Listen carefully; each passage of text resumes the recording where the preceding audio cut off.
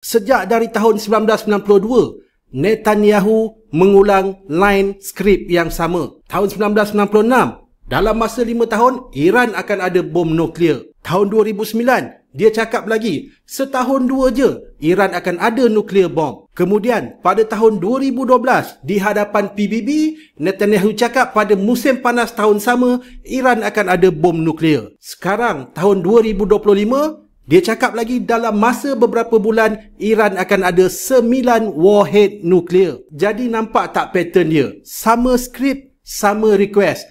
US, Amerika, tolong bom Iran untuk Israel.